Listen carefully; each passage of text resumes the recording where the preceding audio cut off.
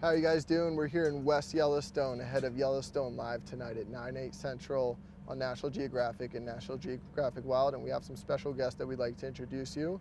We have Jean, who's a wildlife expert and animal rescuer. Can you introduce us to the animals that we'll be talking to today? Well, today we'll be talking about the red fox, the American red fox. And so we'll see a red fox, and we'll see a different phase of color of a red fox, which is called the silver fox. And one's a male, Reddy, the red one, and Foxy Moxie is a female, and she's silver. Great, guys. And before we, we bring Reddy out, if you guys have any questions, feel free to drop them in the comments below, and we'll get to as many as possible. You ready to introduce the first fox? Yes. We'll see Reddy.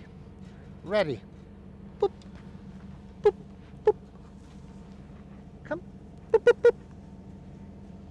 And so can you tell us a little bit about the history, how you got Reddy, and a little bit more about its behavior and its habitat?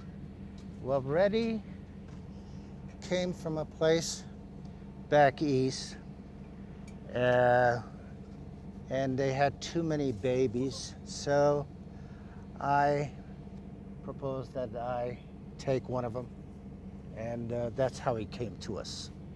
Boop. And this is Reddy. And so he's a red hair fox. They're both Yes. red hair fox, but Oh, hey, but one's I don't have any food for you. I'm sorry. okay. Reddy. Boop, boop. That's good. That's a good boy. And so red foxes are found in the greater Yellowstone area. Yes, they are. Red fox a pair of red fox live together for almost all their life, and both parents raise the offsprings and bring food to the offsprings. And so what are their typical diets? Well, the diet would be mice, eggs from birds that, like ducks. And and they're very conniving on getting their food, and very smart animals. And how much do they eat? How often do they eat? Well, they eat every day. They have to eat. And right now, of course, he's fairly tame, as you see. And I'm going to give him a piece of meat. I just happen to have a piece of meat here. Come here. Up. Can you tell us a little bit more about their coats of hair and maybe Well, how right now differ? they're all shedded out. They don't have the beauty of their coat that comes in October's, lasts a whole winter, and then they slowly shed out. Okay, going into the summer. Yes. Okay. And can you tell us a little bit more about their mating and how many babies they have at a time? Well, the mating, it comes once a year, and that's so they can have usually in the wintertime, late winter, so they could have their babies in the early spring, and the babies have a chance of surviving.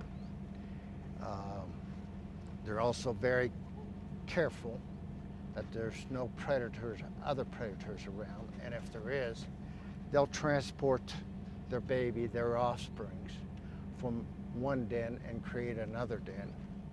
And so animals like badgers or wolves do not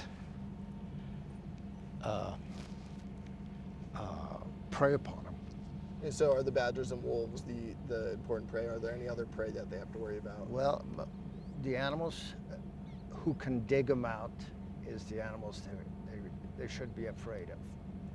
Now they do have, if you travel in the woods around here, all of a sudden you'll say, "Oh, I smell a skunk."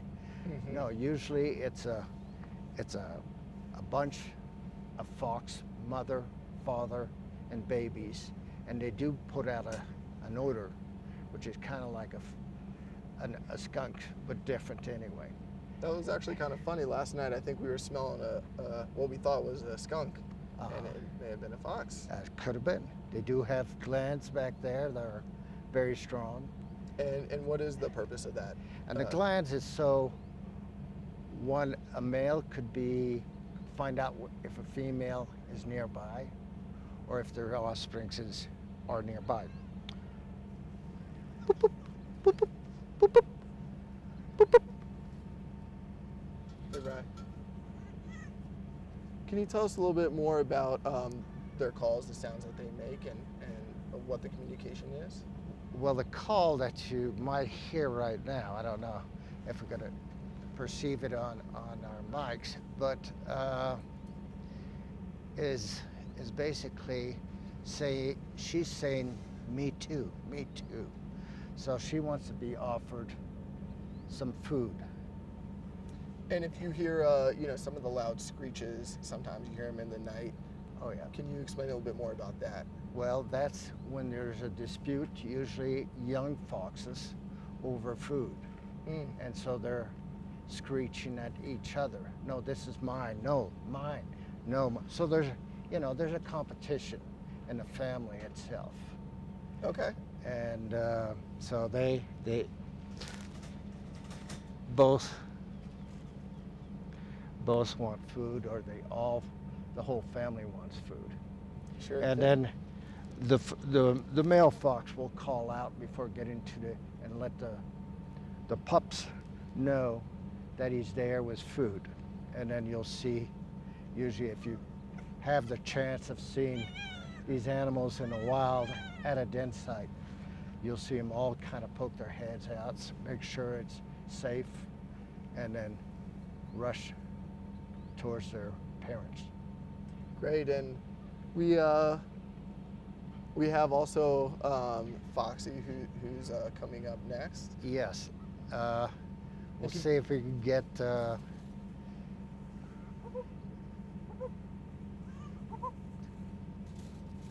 Okay. And if you guys are just joining, we're here in West Yellowstone, head of Yellowstone Live tonight at 9/8 Central on National Geographic and National Geographic Wild. We have John, who's an animal expert and animal rescuer. And are we ready for the next fox? Yes, this is Foxy Moxie. She's a silver color red fox.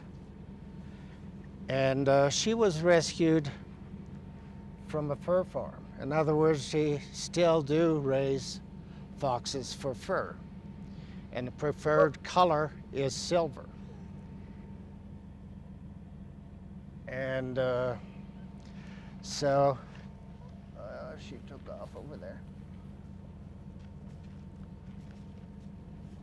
And so there was this farm that has thousands of offsprings, and they get to live 7 months, and after that 7 months, they're put to sleep. Not exactly put to sleep. Sure. And but I won't go into that. Of course, we want to avoid that happening, and so Yes. you rescued I rescued Moxie. one fox, Foxy Moxie, and just to show people how beautiful they are, how sweet they can be, and they're not a wild animal. Yes, they are a wild animal, and they'll never be like a dog, but there is still some kindness in them. Sure. And seeing them raise their offsprings, we could see Foxy. There. And you can see how sweet she is. And so some of the fans are asking a little bit about the fox fur. If you can kind of bring that back up so they can understand a little bit more about, the different lengths right now, and kind of, some of them may think it's mangy, but they're just shedding their fur. That's correct, right? Yes. Yearly they put on a new fur so they can shed the snow that's on top of that comes down on them. Mm-hmm. They can shed the water that when it rains on them. And if they didn't shed their coat, it would get muddy dirty and stick to themselves, and they would be cold. And so that's the reason that we see her right now. She's getting ready for next winter, and which is appropriate.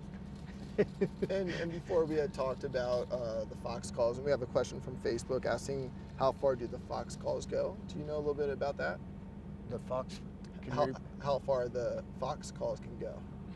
Well, I think there's ways to dress nowadays.